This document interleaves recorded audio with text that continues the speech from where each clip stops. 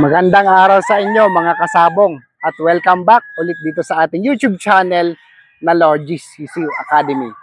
So pag-usapan natin ngayong araw na to ang part 2 ng paglalatag at pagsusukat ng talian at tamang distansya ng TP. So ang katanungan na yun ay galing sa isang followers and subscribers natin. So alam ko may ginawa na akong video ng episode na to noon, pero may mga supplemental videos tayo, may mga supplemental information tayo na importante na makapag-update tayo, So eto, kung mapapansin niyo sa likod ko, bagong latag itong mga TP. Bagong lagay, nagsusunog ng mga lalagyan, naghahawan, naglilinis, kasi isa ito sa mga sakit ng isang breeder. Ang isang breeder, akala mo sa una masaya ka na sa 100 manok. After 1 year, mayroon ka na ulit 200 manok. Hindi ka na naman masaya, gagawa ka na naman ulit ng talian, magpapadami ka na naman. So akala ko masaya na ako sa 400 na cording area. Ngayon, nasa 800 na ang cording ko, tapos nagdadagdag pa. So talagang ganito ang passion natin, So anyway, pag-usapan natin ang sukat at paglalatag ng TP. So, ano nga ba ang ideal na sukat ng TP at sukat ng tali? Kasi ang sukat ng tali nagdedepende yan sa sukat ng TP.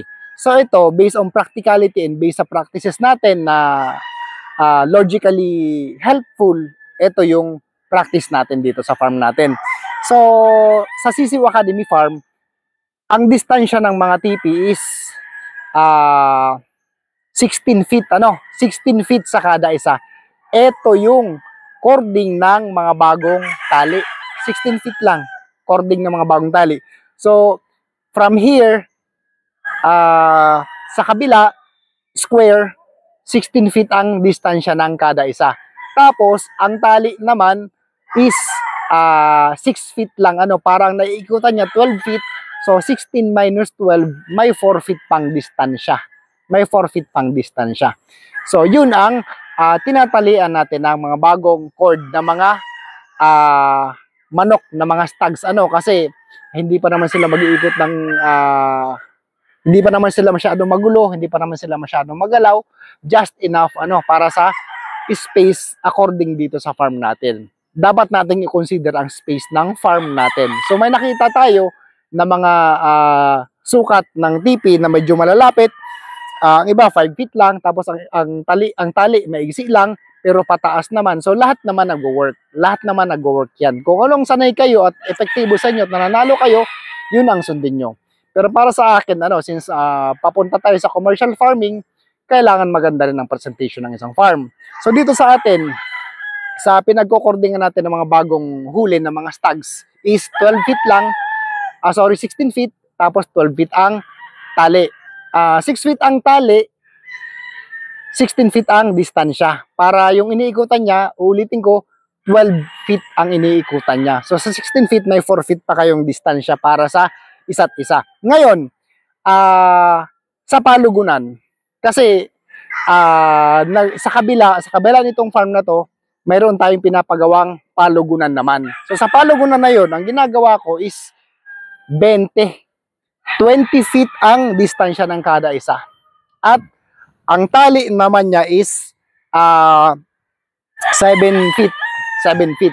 So pag umikot siya, 14 feet ang iikutan niya, mayroon pa rin 6 feet na distansya kada isa. Ngayon, bakit? So may mga purpose naman yan kung bakit. Dito sa atin, sa pagpapagulang ng manok, I do believe na kailangan natural sila at malayo sa isa't isa. Kasi they are warriors. Papatigasin mo lang din naman sila. Kailangan, pag tinali mo sila, magkalayo sa isa't isa para hindi sila sanay na may malapit na manok. Para pag hinanda mo sila, since gugulang sila, magti-3 years old sila, magpo-4 years old sila, pag gugulang sila, talagang pag nalapitan ng manok, galit ka agad, papaluin ka agad. Kasi pag nasanay yan na medyo malapit, lalo pinapagulang mo, magiging complacent ka agad yan. So pag makita mo, pag in-spar mo, late ang take off kasi yung measurement niya ng distance para sa kanya tama na yun, as compare sa kalaban na magandang pagkapalugon, magandang espasyo, ang take off niya tamang-tama para abutin yung manok na mahina mag-take off or masyadong malapit mag-take off. So, yun lang naman ang, para sa akin, yun lang naman ang take ko para dyan.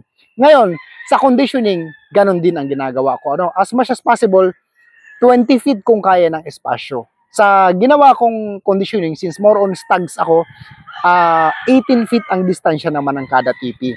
18 feet ang distansya ng kada TP, tapos 7 feet naman ang tali. Kasi gusto ko nakakaikot ng mabuti ang mga alaga kong mga manok, lalo ang mga hinahanda. Kasi mabubugbog yan, yung muscles nila, yung buto nila, pag inispar mo, pag pinakaskas mo, pag hinanda mo, pag in-exercise mo, medyo magre-recover ka lang, magre-recover. Kaya kailangan nila na yung naiikutan nilang lugar, sariwa, maluwag, para talagang maganda ang pakaramdam nila as a warrior. At the same time, mapapansin mo, pag medyo papik na ang mga alaga nating mga manok na hinahanda, mapapansin mo masyado ng malakas humila ng tali. So kung medyo magkakalapit, medyo aggressive na ang mga yan.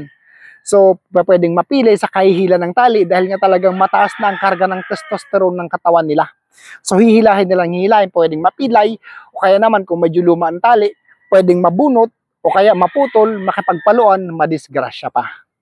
So kaya maganda pa rin yung para sa akin pag sa lugar na conditioning area, yung sukat ng TP is mas maluwag, pareho ng kaluwag ng sa palugunan. Dahil nga yung hinahanda natin, ayaw nating maging complacent sila, ayaw nating maging pabaya sila. As much as possible, kailangan paluin ka agad nila ang manok na lumapit sa kanila. So, yun, ganun ang setup natin dito sa Logis CCU Academy Farm. So, ito. Malawak to, 7.5 hectares itong inuukupan natin at kulang pa. Meron pa tayong another 5 hectares sa bundok na pinapagalaan ng mga sisiw. Meron tayong mga less than 1 hectare sa Antipolo Farm na commercial farm natin. So, I will see you there pag nagpunta ako doon.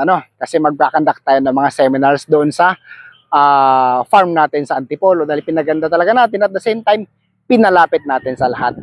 So, maraming salamat sa inyo guys and sa mga humihiling na mga subscribers and followers natin kung paano sila makakakuha ng libreng manok. Abangan nyo lang po at maglalatag tayo ng mechanics para naman makapagbigay ako sa inyo ng konting kasiyahan dahil may mga baldado tayo, may mga manok tayo na hindi na pwedeng gamitin sa laban at mga maayos din naman pwede pang magamit sa breeding. Kaya ipapamigay natin ito sa mga followers and subscribers natin. So I will see you guys.